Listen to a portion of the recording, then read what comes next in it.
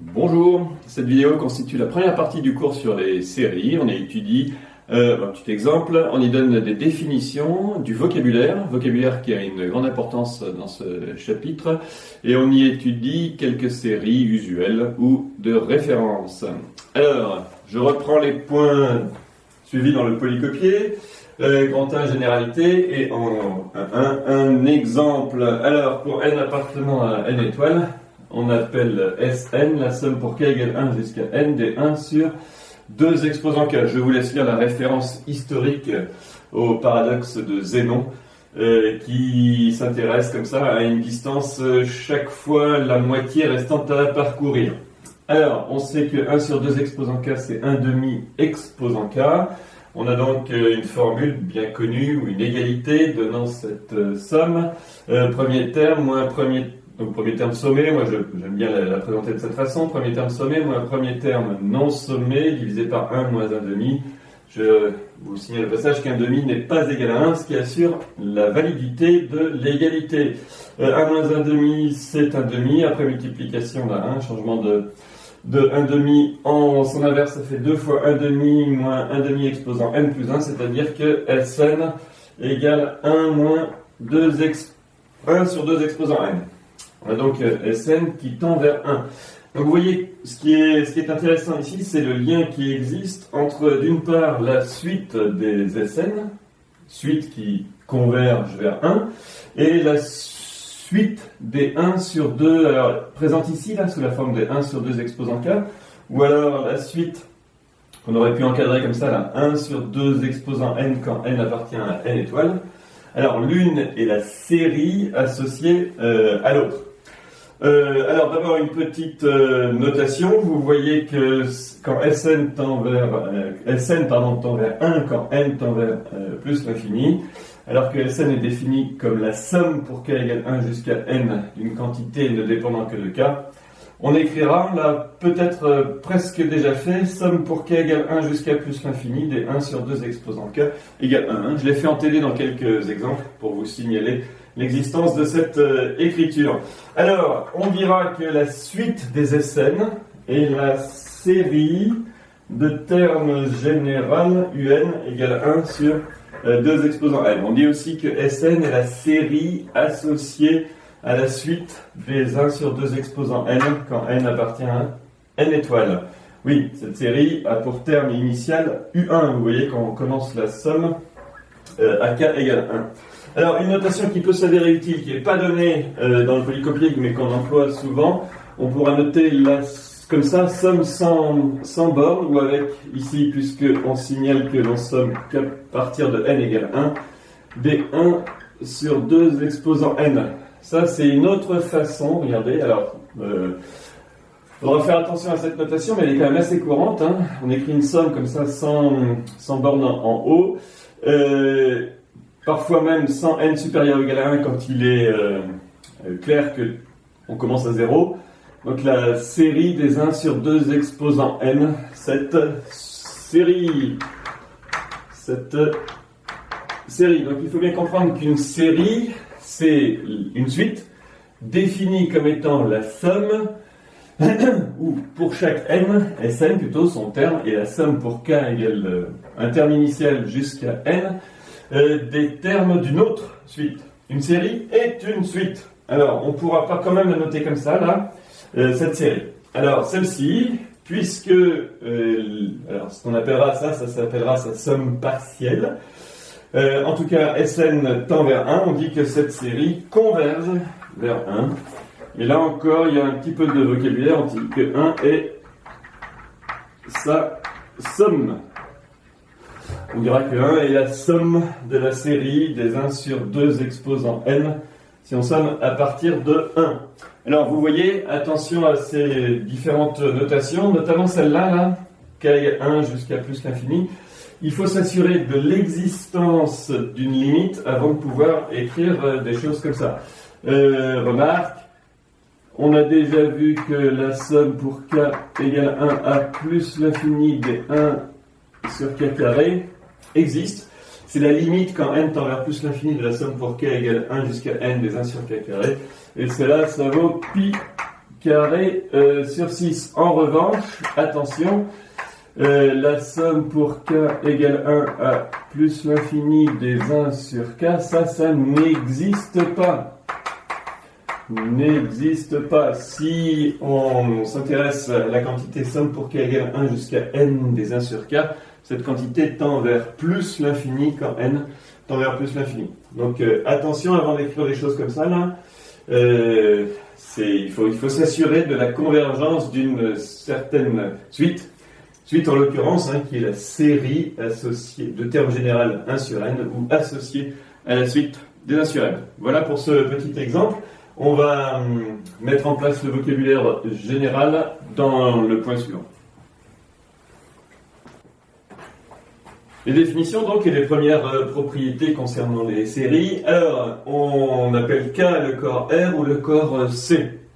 On s'intéresse dans le cours à des séries à termes réels ou complexes. Attention parce que ça aura une importance notamment parmi les séries à termes réels, celles qui sont à termes réels positifs ou à terme réel quelconque. On verra ça un petit peu plus tard.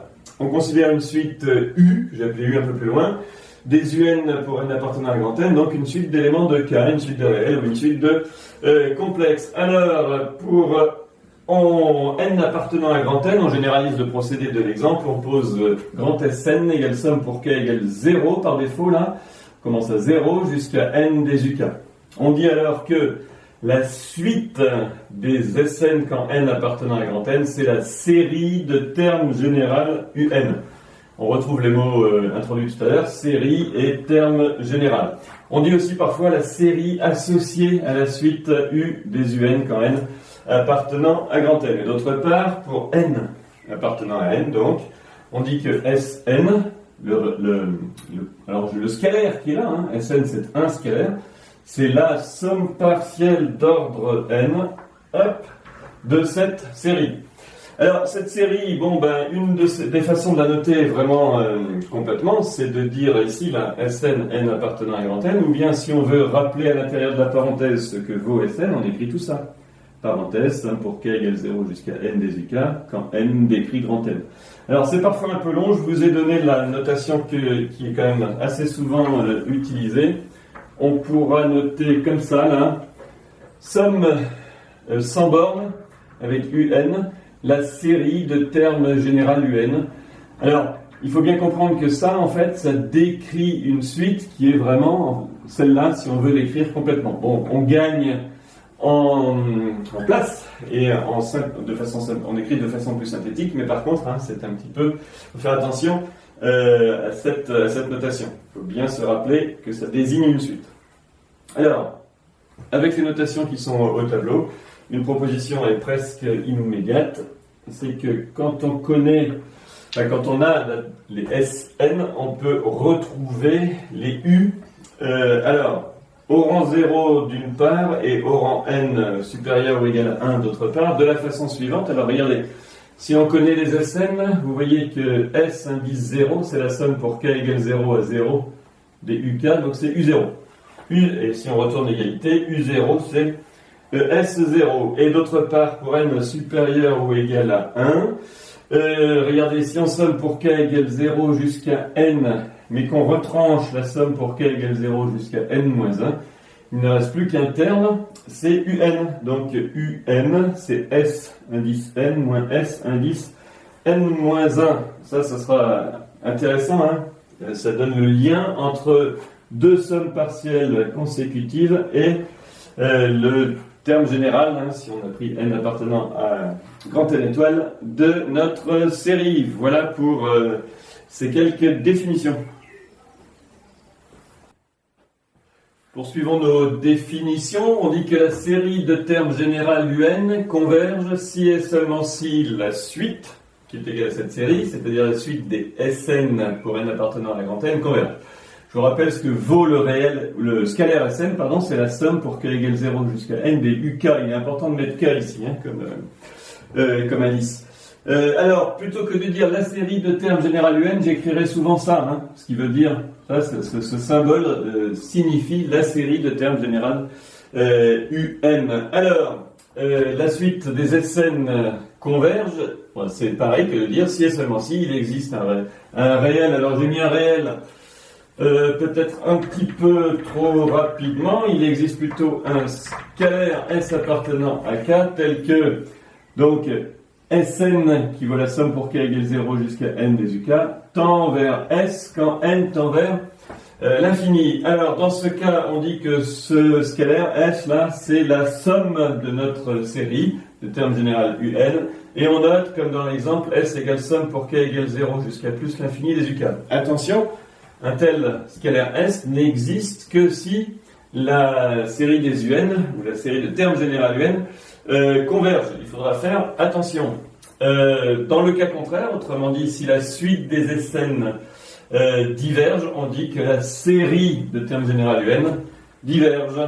Alors, voilà pour la suite de ces définitions. Une propriété très importante, si la série de termes général UN converge, alors la suite UN converge vers 0. Ce que j'ai écrit avec 1 plutôt que d'écrire converge, je dis UN tend vers 0 quand n tend vers l'infini. C'est pareil que de dire que la suite des UN tend vers 0.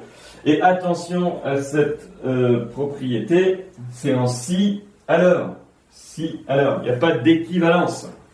Bon, la preuve d'abord, pour n supérieur ou égal à 1, on a U indice n qui est S indice n moins S indice n moins 1.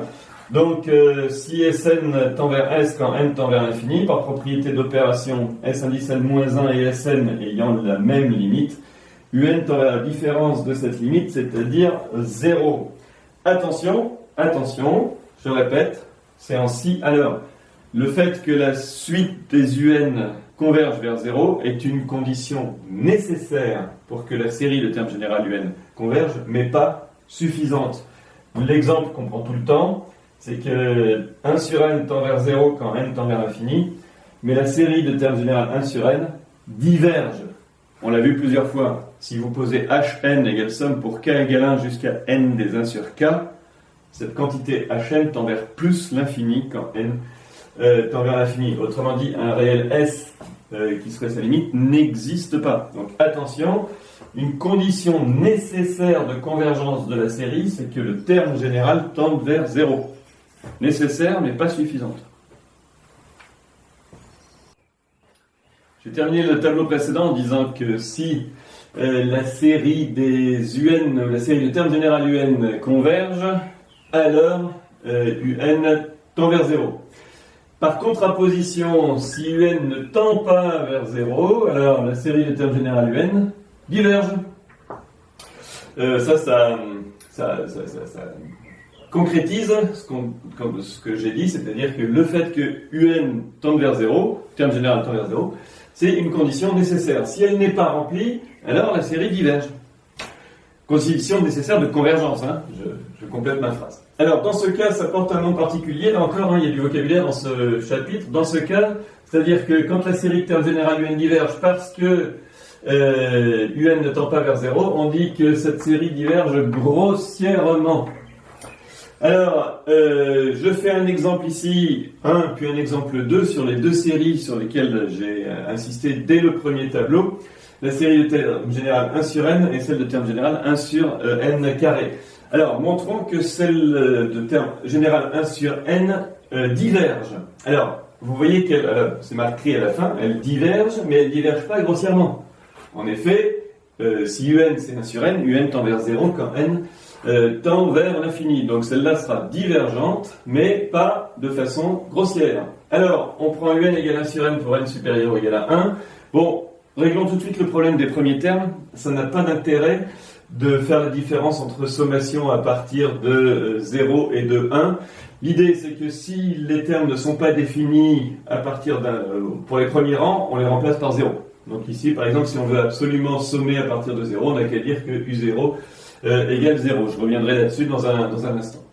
Alors, on a fait en TD une première preuve du fait que la suite de terme général de somme pour k égale 1 jusqu'à n des 1 sur k, la suite des Sn, où Sn est ce réel, tend vers plus l'infini quand n tend vers plus l'infini. Donnons-en ici une autre assez classique qui utilise une technique vraiment très classique pour le coup qui s'appelle la comparaison série intégrale. La fonction inverse est continue et strictement décroissante d'ailleurs sur R plus étoile, donc sur tout intervalle de la forme k plus 1, où k est dans n étoiles. Alors, une inégalité concernant l'intégration assure que l'intégrale entre k et k plus 1 de 1 sur t dt est plus petit que l'intégrale entre k et k plus 1 de la valeur maximale de la fonction. Autrement dit, ici, comme elle est décroissante, elle prend sa valeur maximale en 1 sur k, de tout dt. C'est-à-dire aussi plus petit que valeur maximale fois largeur de l'intervalle. Ici, il y a 1 sur k qui ne dépend pas de t. L'intégrale entre k et k plus 1 de dt, c'est k plus 1 moins k, ça fait 1. Donc là, ici, c'est 1 sur k, facteur de k plus 1 moins k. Je ne l'ai pas écrit, c'est juste 1 sur k. Alors, eh bien, on peut sommer. Hein, ça, c'est vraiment la technique de base quand on compare une série et une intégrale. On compare ici le UK avec l'intégrale entre k et k plus 1 ou entre k moins 1 et k d'une fonction f de t dt. Ici, la fonction inverse. Alors, on a cette inégalité dans ce sens. On va sommer ici à gauche et à droite pour k allant de 1 jusqu'à n. Alors, à gauche, on obtient la somme pour k égale 1 jusqu'à n des k de l'intégrale de k à k plus 1 de 1 sur t dt. À droite, on obtient la somme pour k égale 1 jusqu'à n de 1 sur k, c'est-à-dire la somme partielle d'ordre n de notre série. Ici, les intégrales se recollent. La relation de Chasles assure qu'il y a l'intégrale, cette quantité est égale à l'intégrale de 1 à n plus 1 de 1 sur t dt, qui est donc inférieure ou égale à la somme partielle qu'on peut appeler Sn, même si ce n'est pas écrit. Or, cette quantité, ça c'est, alors je retourne l'inégalité, ça c'est supérieur ou égal à cette quantité. Une primitive de la fonction inverse sur R plus étoile est logarithme. Logarithme de n plus 1 moins logarithme de 1, ça fait logarithme de n plus 1. Et donc, somme pour k égale 1 jusqu'à n des 1 sur k tend vers plus l'infini quand n tend vers l'infini. Il n'existe aucun réel tel que les Sn, aucun réel S, de façon que la suite des Sn, si Sn c'est ce réel, tendent vers S. Au contraire, la suite des Sn diverge vers plus l'infini. Donc on dit que la série de termes général 1 sur n diverge, ou on écrit plus rapidement la somme, comme ça, la somme des 1 sur n diverge, mais elle ne diverge pas grossièrement. Elle diverge bien que son terme général tende vers 0. Voilà pour cette série bien connue. Alors, la deuxième, qui est bien connue aussi et qu'il faut avoir en tête, c'est la série de termes général 1 sur n carré. On s'y intéresse tout de suite. Passons à l'exemple 2, donc, où un, c'est 1 sur n carré pour n supérieur ou égal à 1. Bon, la série de termes général 1 sur un est définie pour n supérieur ou égal à 1. Au besoin, on pose u0 égale 0, je vous ai dit. La valeur des premiers termes n'a pas d'importance, on verra ça un peu plus tard. Alors on appelle donc Sn la somme partielle de la série de termes général 1 sur n carré, c'est-à-dire que Sn c'est le réel, somme pour k égale 1 jusqu'à n des 1 sur k carré. Alors quelque chose qui saute aux yeux ici, comme pour la série précédente, les termes généraux sont strictement positifs. C'était 1 sur n tout à l'heure, c'est 1 sur n carré ici. Dans la somme, ici, les 1 sur k carré sont strictement positifs. Autrement dit, Sn plus 1 est strictement plus grand que Sn. Pour n supérieur ou égal à 1, j'ai écrit Sn plus 1 moins Sn. Autrement dit, somme pour k égale 1 jusqu'à n plus 1 moins somme pour k égale 1 jusqu'à n. C'est le terme 1 sur n plus 1 carré. C'est strictement positif. J'ai écrit positif parce que ça suffit pour conclure. La suite des Sn est croissante. On dit qu'on a affaire à une série croissante. Pour k supérieur, deux idées qui suivent, comme la suite des Sn est croissante et on veut montrer qu'elle est convergente, il suffit de la majorer. Alors il y a deux idées de majoration, une qui est utilisée dans le polycopier et l'autre qui ressemble à ce qu'on a fait tout à l'heure, c'est-à-dire une comparaison entre la série et l'intégrale. Commençons par l'idée du polycopié. Pour k supérieur ou égal à 2, on a 1 sur k inférieur à 1 sur k-1. Bien sûr, ça c'est la décroissance de la fonction inverse qui assure ça. Partout on pourrait mettre des stricts, mais des inférieurs nous suffisent. En multipliant cette inégalité par k, on a 1 sur k carré plus petit que 1 sur k fois k-1. K est plus grand que 2, donc il n'y a pas de problème. Il est positif. Strictement. Or, il se trouve que 1 sur k facteur de k-1, regardez, c'est 1 sur k-1 moins 1 sur k. Si on remet au même dénominateur, on a immédiatement le terme de droite ici dans l'inégalité précédente. Alors l'idée c'est de sommer ici, de sommer pour k allant de 2 jusqu'à n, avec n assez grand, donc on prend n supérieur ou égal à 2. Alors à gauche, on obtient la somme pour k égale 2 jusqu'à n des 1 sur k carré. Et à droite, on obtient la somme de ces deux termes là, mais regardez, il y a un moins entre les deux. Donc en coupant la somme en deux avec un moins au milieu, on obtient des sommes télescopiques. Il vient le terme quand k égale 2 dans cette somme, ça fait 1, moins le terme quand k égale n dans cette somme, ça fait 1 sur n. Là, je vous laisse faire le télescopage. Et ça, c'est quoi là, le terme qui est tout à gauche, enfin, qui est dans le membre gauche de mon inégalité, c'est Sn moins son premier terme, puisqu'on a commencé à 2, c'est-à-dire Sn moins 1. Sn moins 1 est plus petit que 1 moins 1 sur n. Alors, une deuxième façon d'obtenir ce résultat, je vous la donne parce que, bon, c'est toujours... Oui, là, on pourrait s'arrêter, mais c'est pas mal de retrouver des techniques usuelles. Je reprends l'idée de tout à l'heure, mais cette fois avec la fonction qui a t associe 1 sur t carré. Alors, c'est une fonction qui est positive, décroissante, sur r+, donc sur tout intervalle de la forme k plus 1. De plus, comme la fonction inverse, elle est continue, donc elle admet des intégrales. Intéressons-nous à son intégrale sur un segment de la forme k plus 1, à la fonction qui a t associe 1 sur t carré, j'insiste. Eh bien, cette intégrale est plus grande que valeur minimale de la fonction multipliée par la largeur de l'intervalle. La valeur minimale de la fonction sur cet intervalle est atteinte quand t vaut k plus 1 et vaut 1 sur k plus 1 carré. Valeur minimale fois largeur de l'intervalle, comme tout à l'heure, c'est 1. Donc ça, c'est plus grand que 1 sur k plus 1 au carré. Alors, l'idée qui vient, c'est de sommer ça, là, de chaque côté les inégalités, pour k variant de 1 à n-1 pour n supérieur ou égal à 2. Si on somme ça là pour k égale 1 jusqu'à n-1, on a somme pour k égale 1 jusqu'à n-1 des 1 sur k plus 1 carré à droite et à gauche. Alors, les intégrales se recollent, entre guillemets, à partir de 1 jusqu'à 2, puis 2 jusqu'à 3, puis le dernier, là, c'est quand k vaut n-1, donc finalement, intégrale de 1 à n de 1 sur t carré dt. Alors, ça, c'était... Alors, pour le égal ici, vous voyez, si je peux le faire, ça, c'est la somme, un petit changement d'indice, somme pour k égale 2 jusqu'à n des 1 sur k carré. Autrement dit, qu'est-ce qu'on retrouve? Ça, c'est bien Sn-1 qui est plus petit que, alors, cette intégrale que l'on peut calculer parce qu'on dispose d'une primitive de la fonction qui a t associe 1 sur t carré. C'est la fonction qui a t associe moins 1 sur t. On prend ces valeurs ces variations, entre n et 1. Ici, on vient donc moins 1 sur n moins 1. On retrouve bien Sn-1 est plus petit que 1 moins 1 sur n. Alors, c'est fini, puisque vous voyez que dans les deux cas, on a Sn plus petit que 2 moins 1 sur n, c'est-à-dire plus petit que 2 notamment. Sn est majoré par 2 et forme une suite croissante, donc convergente, ce qui assure que la série des 1 sur n carré converge. Ça ne dit pas vers quoi, ça ne dit pas que la somme est pi carré sur 6, on le sait par ailleurs, mais ça ne le montre pas. En revanche, ça démontre que cette série converge. Je l'écris tout de suite.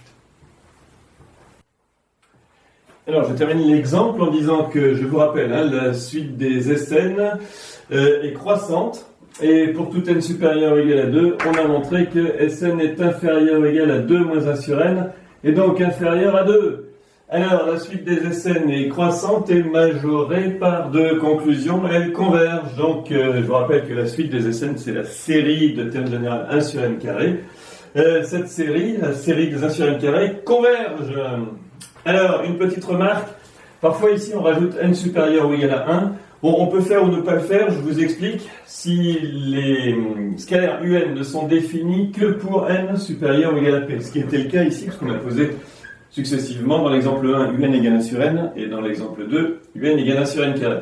Alors, on prend par convention, pour tout cas appartenant à 0p-1, uk égale 0 pour définir la somme Sn, la somme partielle d'ordre n, somme pour k égale 0 jusqu'à n des uk.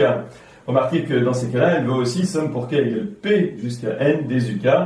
Et donc, pour définir, une fois qu'on a les sommes partielles, on définit la série de termes général un.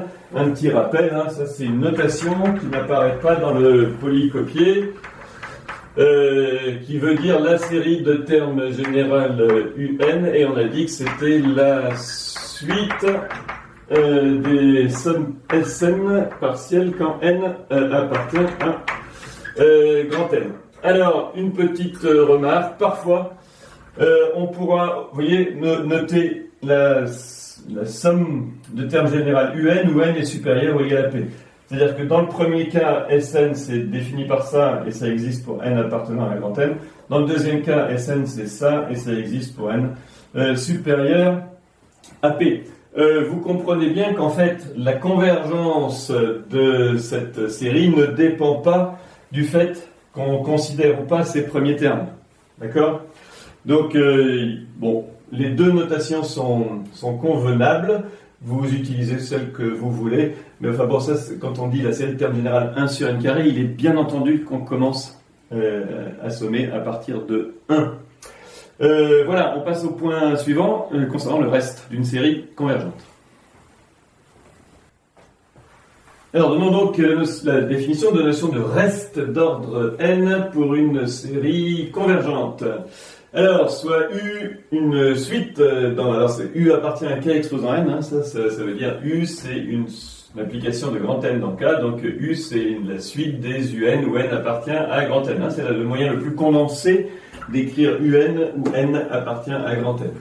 Tel que la série de termes général UN converge, ça c'est important, hein, tel que la série de termes général UN converge. Alors, on reprend les notations usuelles. Pour n appartenant à grand N, on pose Sn égale somme pour k égale, et là il n'y a pas de raison que ce soit 1, k égale 0 jusqu'à n des uk, et grand S égale limite quand n tend vers l'infini de Sn. Ça n'existe que parce que la série de termes général un converge. Hein.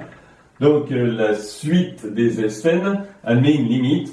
Que l'on note soit S ou comme ça, somme pour k égale 0 jusqu'à plus l'infini des uk. Alors, on pose pour n appartenant à n, Rn c'est S moins Sn, c'est-à-dire la limite de la suite des sommes partielles moins la somme partielle d'ordre n. Alors, il y a une deuxième écriture qui est acceptable, c'est celle-ci, hein, donc c'est la somme pour k égale 0 jusqu'à plus l'infini. Ici, Sn, c'est la somme pour k égale 0 jusqu'à n. On écrit donc assez couramment R égale la somme pour k égale n plus 1 à plus l'infini des uk. Attention, le premier est une égalité entre des réels tout à fait bien définie. Le deuxième est plutôt une notation puisque il fait appel à une somme qui va jusqu'à plus l'infini. Donc, attention, Rn écrit comme ça, là encore, n'a de sens. Attention, ceci n'a de sens que si la série de termes général un converge. C'est-à-dire que la suite des Sn admet une limite. Alors, propriété très simple, dans ce cas, donc si Rn est le reste d'ordre n d'une série convergente, Rn tend vers 0 quand n tend vers plus l'infini. Alors, on peut utiliser cette fois la suite des Rn et dire qu'elles convergent vers 0. Bon, c'est possible aussi, je préfère dire Rn tend vers 0, hein. Vous pouvez dire aussi la suite des Rn converge vers 0. La preuve, elle est toute simple, puisque on a Sn, oula, attention, hop, Sn tend vers grand S quand n tend vers l'infini, hein, ça on a vu ça. Donc, si vous prenez cette expression, Sn tend vers grand S, la propriété d'opération sur les limites assure que Rn tend vers grand S moins grand S, c'est-à-dire 0. Un petit exemple tout simple. Dans l'exemple d'introduction de la vidéo, on a vu UN égale 1 sur 2N. Et dans ces cas-là, on a vu que la somme pour k égale 1 jusqu'à n des 1 sur 2k, alors c'est pour ça que tout à l'heure j'avais écrit 1 ou 0, bon vous avez vu qu'il n'y a pas de problème de terme initial. Bon, un petit calcul donne 1 moins 1 sur 2n. Donc vous voyez que la limite de cette quantité-là, c'est 1, et ça, c'est le reste. Donc ici, S égale 1, et Rn, c'est 1 sur 2 exposants n. Et Rn est bien sûr une quantité qui tend vers 0, puisque la série des 1 sur 2 exposants n converge. On l'a vu. Voilà pour cette notion assez simple. La seule difficulté, c'est cette notation-là, qu'on rencontrera assez couramment quand même.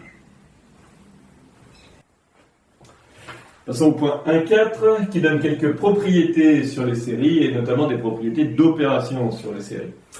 D'abord, un résultat qui clarifie ce que j'ai dit quand j'ai prononcé la phrase suivante. La nature de la série de termes générale UN ne dépend pas des premiers termes de UN. Qu'est-ce que ça veut dire? Ça veut dire la chose suivante. Si deux suites sont égales à partir d'un certain rang, les séries associées sont soit toutes les deux convergentes, soit toutes les deux divergentes. Alors, mettons ça au clair, soit U et V, deux suites, donc deux éléments de K exposant N. La première, la suite des UN quand N appartient à grand N. La deuxième, la suite des Vn quand N appartient à grand N. Alors, s'il existe P appartenant à N tel que pour tout P supérieur ou égal à N, UN égale Vn, alors la série de termes général UN et la série de termes général Vn sont de même nature. Alors, ça c'est une phrase que vous entendrez souvent. Quelle est la nature de la série de termes général, peu importe, UN? Ça veut dire, est-ce qu'elle est convergente ou est-ce qu'elle est divergente? D'accord? La nature d'une série, c'est le fait qu'elle converge ou pas. Je répète, sont de même nature, c'est-à-dire qu'elles sont soit toutes les deux convergentes, soit toutes les deux divergentes. Autrement dit, l'une converge si et seulement si l'autre converge. C'est en ce sens que je dis que la convergence de la série associée à UN ne dépend pas de ses premiers termes, au moins jusqu'à un rang fixé, puisque si V a les mêmes termes que U après, la nature des séries associées à U et à V est la même. Bon, la démonstration est très simple. Les notations utilisées dans le polycopier sont les suivantes. Alors attention, c'est grand UN, la somme partielle d'ordre n de la série de termes général UN. C'est-à-dire grand UN, c'est la somme pour k égale 0 jusqu'à n des UK. De même, grand Vn, la somme partielle de la deuxième série, la somme pour k égale 0 jusqu'à n des VK. Alors, bon, là, j'ai choisi de prendre pour n supérieur ou égal à p plus 1.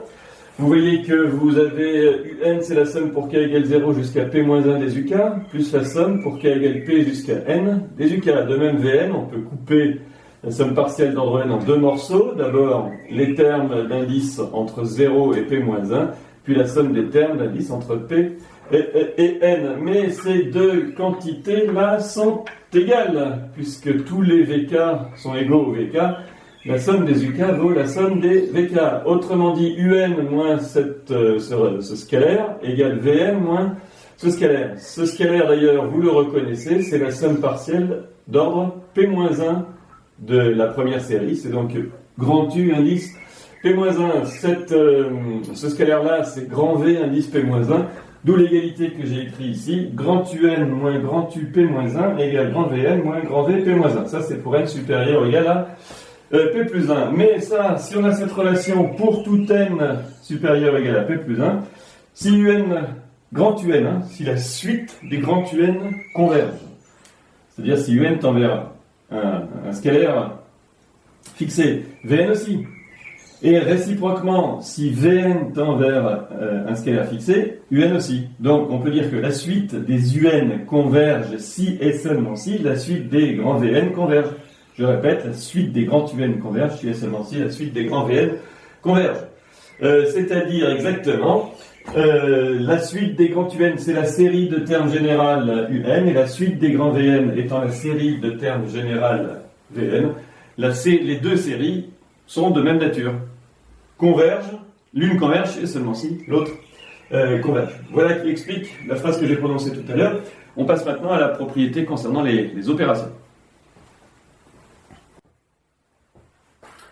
C'est la proposition concernant les opérations et plus sur les séries, et plus exactement concernant la somme ou la multiplication par des scalaires. On prend lambda et mu dans k carré, donc deux scalaires. Je vous rappelle qu'on a à notre disposition une suite U qui est la suite des UN et V qui est la suite des Vn, toutes les deux dans k exposant grand N. Alors, si la série de termes général UN et la série de termes général Vn convergent toutes les deux, alors la série de termes général lambda UN plus mu Vn converge aussi. De plus, sa somme, c'est-à-dire la somme pour k égale 0 jusqu'à plus l'infini, qui existe parce que cette série converge, c'est lambda fois la somme de la première série, de termes général UN, plus mu fois la somme de la série de termes général Vn. Alors, la preuve, faisons-la rapidement. On pose à nouveau grand UN, la somme partielle d'ordre n de la première série, grand Vn, la somme partielle d'ordre n de la deuxième série. Ici, on suppose qu'elles convergent toutes les deux. Donc, on dit que la suite des UN converge vers U, où U est dans K, ou bien que UN tend vers U quand n tend vers l'infini. De même, grand Vn tend vers un scalaire V quand n tend vers plus l'infini, U et V étant fixés soit dans R, soit dans C. Alors, qu'est-ce que c'est que la série? C'est ça qui c'est la seule chose qui est délicate. C'est qu'est-ce que ça veut dire la série de termes général lambda UN plus mu Vn, que j'ai noté ici, somme comme ça, là, sans borne de lambda UN plus mu Vn. C'est la suite qu'on peut appeler Sn à nouveau, quand n appartenant à grand N, où chaque terme, c'est la somme partielle. La somme pour k égale 1 jusqu'à n des lambda uk plus mu vk.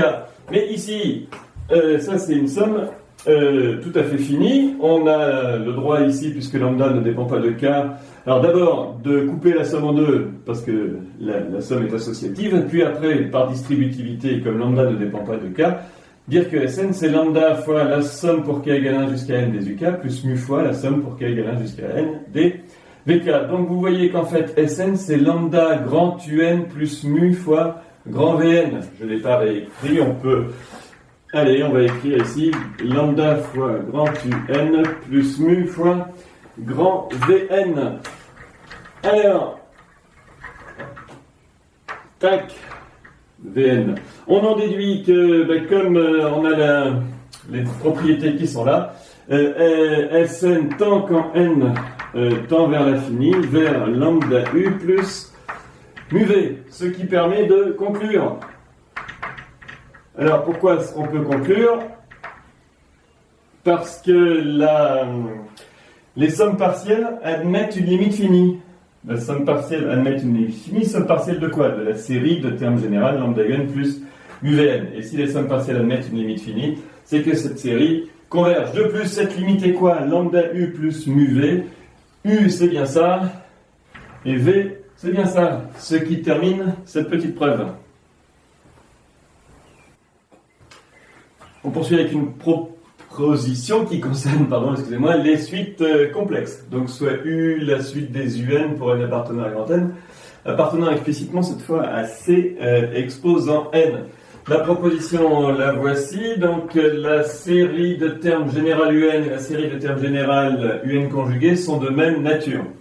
Petit astérix, je vous rappelle ce que ça veut dire, de même nature, c'est-à-dire soit elles convergent toutes les deux, soit elles divergent toutes les deux. L'une converge si et seulement si l'autre converge. Rajoutons 2 plus, si la série de termes général UN converge, celle-ci aussi, donc elle a ce qu'on appelle une somme. On écrit la somme pour k égale 0 jusqu'à plus l'infini des uk bar. Eh bien, qu'est-ce que c'est? C'est le conjugué de la somme de la série de termes général UN. Donc, vous voyez que en cas de convergence, attention, si ceci a un sens, la propriété qui est vraie pour les sommes finies le devient pour des sommes avec une borne égale à plus l'infini. Là-haut, je rajoute ça ici, à la propriété. Faisons la preuve, donc on pose Sn, la somme partielle d'ordre n, de la série de termes général UN. Sn, c'est donc somme pour k égale 0 jusqu'à n des uk. Alors, qu'est-ce que c'est que la somme... Bon, c'est point, j'ai changé de phrase, là. On pose ça. Si on pose, non, je ne change pas de phrase, point virgule, allez, ou virgule, alors la somme la somme partielle d'ordre n de la série de termes général un conjugués, c'est, écrivons-la, la somme pour k égale 0 jusqu'à n des uk conjugués. Et ça, en raison des propriétés de la conjugaison, c'est le conjugué de la somme pour k égale 0 jusqu'à n des uk. C'est donc le conjugué de Sn. Autrement dit, la somme partielle de cette série et de celle-là sont conjuguées. Or, une suite complexe converge si et seulement si la suite de ces conjugués, la suite conjuguée converge. Hein. Ça, on l'a vu sur le chapitre des suites complexes. Alors, pour le deuxième point, ici, alors le deuxième point, c'est quoi? La série de UN, le terme général UN, pardon, la série de termes général UN converge si et seulement si les séries, alors ça c'est une série complexe, hein, la série complexe de termes général UN converge si et seulement si les deux séries réelles de termes général partie réelle de UN et partie imaginaire de UN convergent toutes les deux. Ça c'est deux séries réelles. Hein. Alors, la preuve est la suivante. On pose pour tout n appartenant à grand N, xn la partie réelle de un et yn la partie imaginaire de un. Quelle est la Sn, hein, je reviens à Sn, la somme partielle d'ordre n de ma série, là, la série de termes général un, c'est la somme pour k égale 0 jusqu'à n des xk plus iyk, où xk et yk ici sont des réels. C'est bien sûr propriété classique des sommes, hein, on peut couper d'abord la somme en deux, puis sortir i, ça c'est la somme pour k égale 0 jusqu'à n des xk, et ça c'est la somme pour k égale 0 jusqu'à n des yk. La question c'est quand est-ce que la suite des Sn converge? Eh bien vous le savez, on l'a vu, hein, ça c'est aussi une propriété, enfin un théorème qu'on a vu sur les suites complexes. Cette suite, là, la suite des Sn qui est une suite complexe, converge si et seulement si la suite de ces sommes et la suite de ces sommes convergent. C'est-à-dire si et seulement si la série de termes général xn et la série de termes général yn convergent toutes les deux, ENT. Voilà. Voilà qui règle le problème. Bon, j'ai utilisé deux théorèmes qu'on a vus hein, sur les suites complexes. Alors, on passe au dernier point de cette vidéo d'introduction sur les séries, en parlant de séries télescopiques. Alors, terminons avec un point qui est assez évident, mais qui sert en pratique, hein, quand on étudie des suites. On utilise souvent une série télescopique associée. Je m'explique. Soit UN, n appartenant à grand N, une suite à valeur d'un K, cette suite-là converge si et seulement si la série de termes général UN plus 1 moins UN converge. Alors, la preuve, donc vous voyez l'idée, hein, bon, on dit que cette série-là, elle est télescopique, hein, on va voir pourquoi. C'est la série télescopique associée à la suite des UN. Alors, pour n appartenant à grand N, j'appelle delta n le scalaire u indice n plus 1 moins un. Qu'est-ce que c'est que ce que j'ai écrit ici, ou là, comme ça, là, la série de termes général un plus 1 moins un. C'est la série qu'on peut appeler la suite des delta n appartenant à grand N, où delta n, c'est la somme pour k égale 0 jusqu'à n des petits delta k. Hein. Ça, c'est la somme partielle de cette série. C'est-à-dire son terme d'ordre n en tant que suite. Alors, qu'est-ce que c'est que delta n? C'est la somme pour k égale 0 jusqu'à n des u indice k plus 1 moins u indice k. Et ça fait u indice n plus 1 moins u indice 0. Alors, ceci permet de conclure.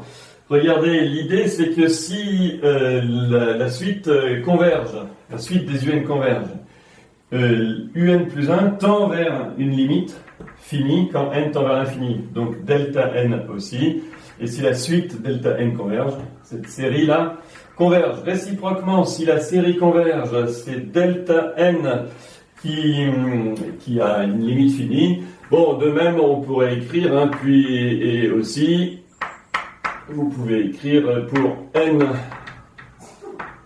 supérieur ou égal à 1, un, c'est delta indice n moins 1 plus U0. Donc, si la suite des delta n converge, c'est-à-dire si delta n admet une limite finie, delta indice n-1 aussi, et donc un aussi. Autrement dit, la convergence de la suite delta n équivaut à la convergence de la suite des un. Et voilà, ceci permet de conclure. Alors, je vois l'exercice qui va avec, voir l'exercice 1 du poly pour appliquer quelques techniques vues dans ce cours. Voilà qui termine le premier cours sur les séries. Il y a beaucoup de généralités, des expressions, du vocabulaire qu'il faut assimiler. On rentrera dans le vif du sujet avec le cours numéro 2. À bientôt!